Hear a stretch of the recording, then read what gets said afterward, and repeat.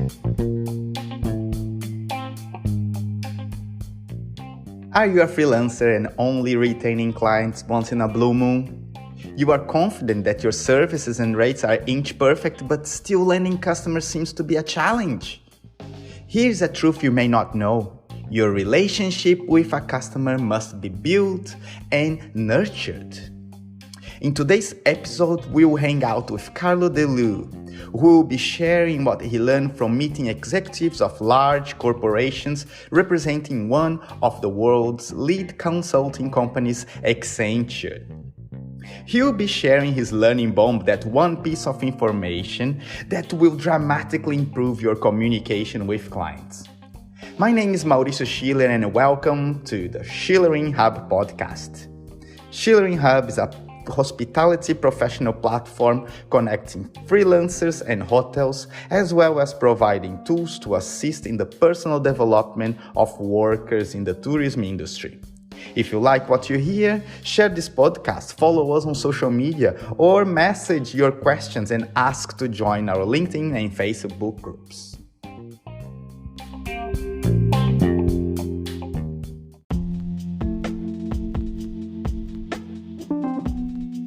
Hello Schulering, and welcome to episode 001 of the Schulering Hub podcast. I am Mauricio Schiller, your host, and today we will be hanging out with Carlo de Leeuw to talk about nurturing clients' relationship.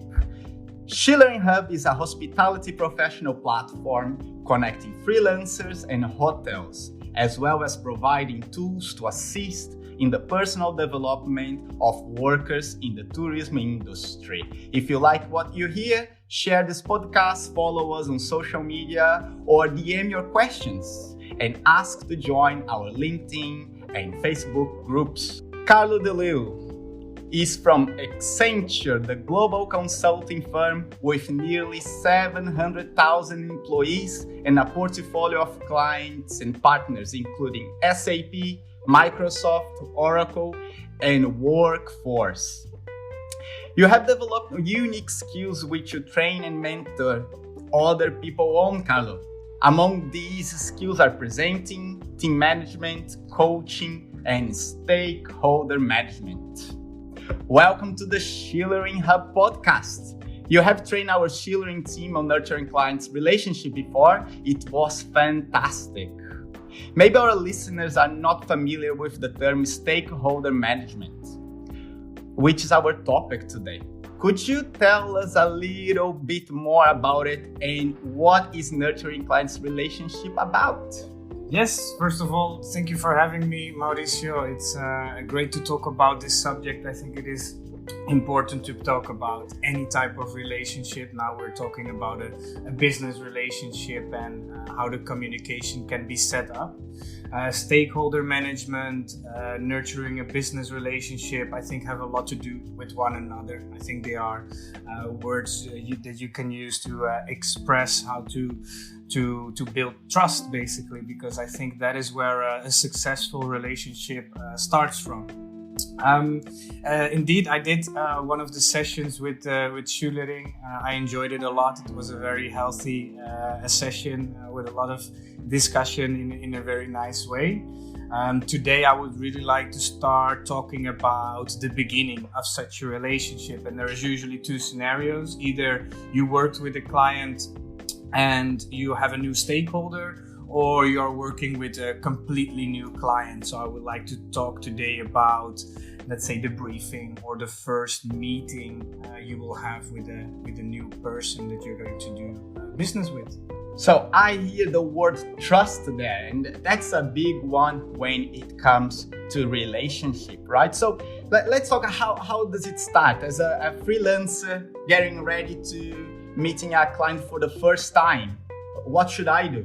That is a good question. I think when you are going to start engaging with a new person, because let's be honest, you're always doing business with another person, with other people, is to do your research. And that can be depending on how deep you want to go into materials or your client.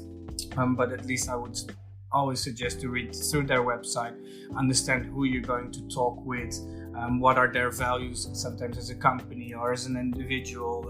A lot of things are online there to read for us, and this will teach you a lot about the person you're going to speak with. I have an example of when I took my first supervisor role and I had to engage with my client.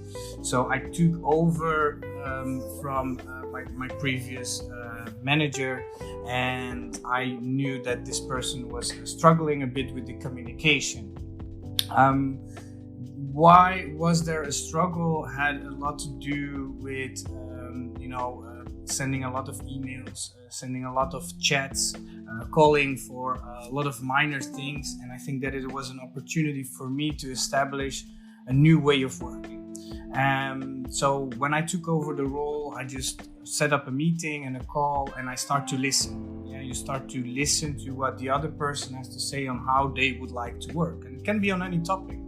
And when you actively listen to whatever their priorities are as a client, you can start making a plan and agreeing on how the relationship should move further.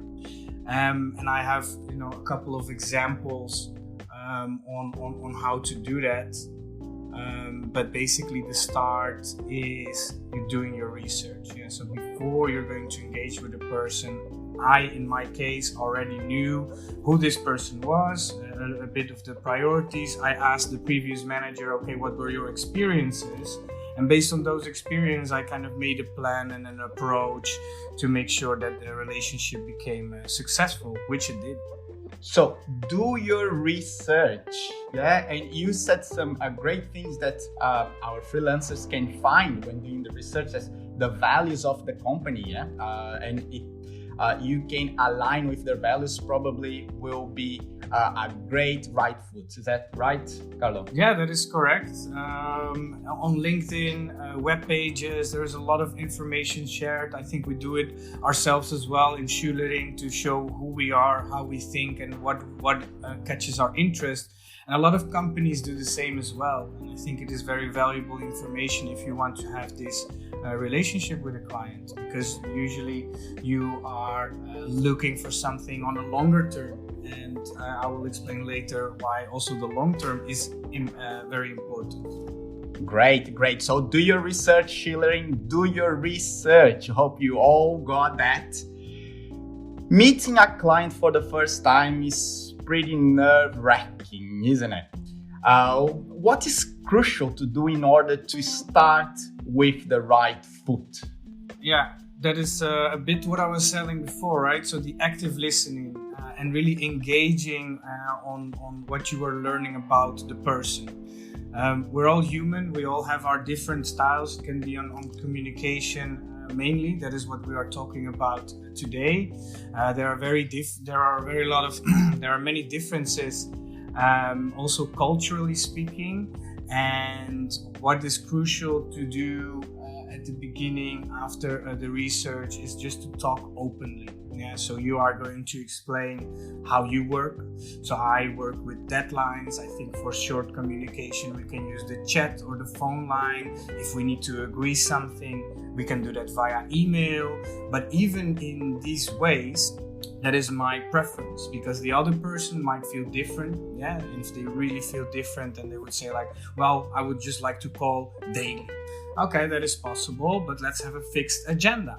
Right? So even if they counter you with any kind of proposal, you can come up with a way how it still is going to work for you.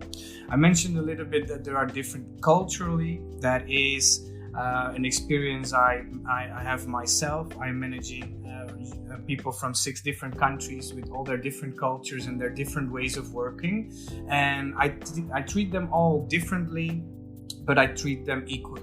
So I have the same amount of time, I have the same targets, but with some people I get things done quicker than with others. Is that good or bad? No, it just depends on how flexible you are and how good you understand that every culture is different.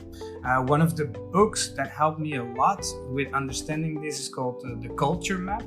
written by Erin Meyer, where she is explaining her experiences in doing business with various cultures all over the world. And it helped me a lot to understand how to deal with people from different cultural backgrounds.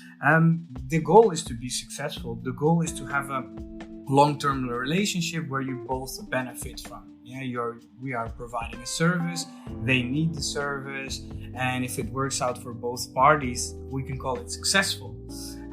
The culture map was really targeted for this. It was really written in a way that it was focused on maximizing the communication flow while still respecting someone's cultural background.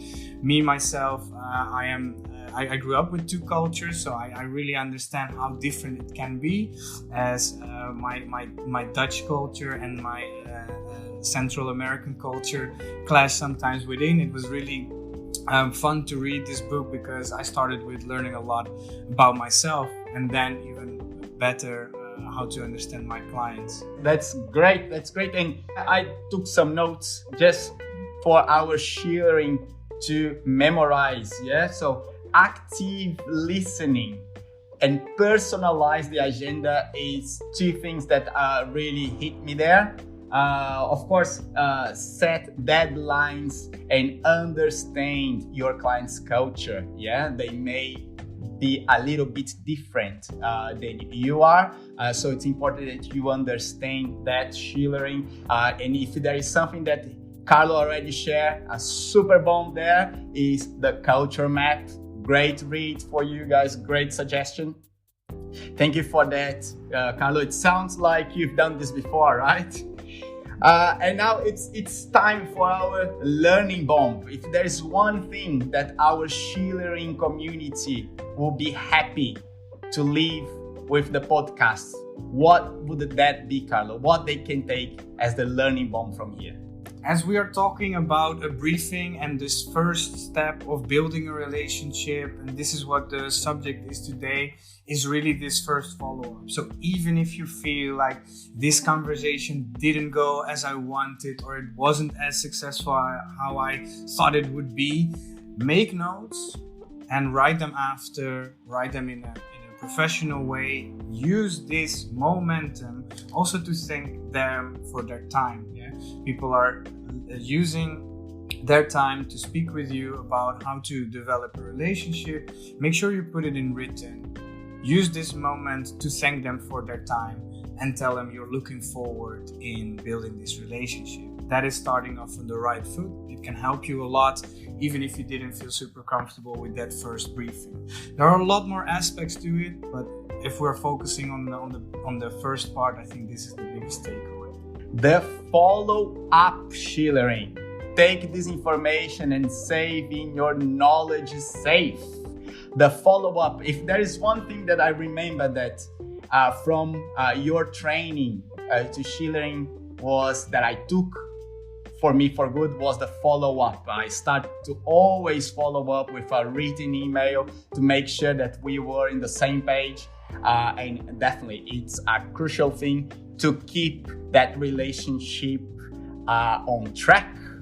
Yeah, I agree, because it sometimes when we are talking to one another, and let's say you're all working in English and it's not anyone's native language, sometimes words can be understood differently. And when you put it in written, it can sometimes clarify what someone might potentially have misunderstood. And then you can always close this follow-up and saying like, let me know if I understood it right. Did I understand right what we agreed upon? If I misunderstood something, let me know. Then you have this time to correct. Otherwise, if you don't do that and you start working on a task for your client, and the first checkup, and you show something and the client says, well, this is not at all what I expected, and you say, well, that is kind of what we agreed during the briefing. It's not a nice situation, right? So you want to avoid that, and the follow-up is a great way in order to do that.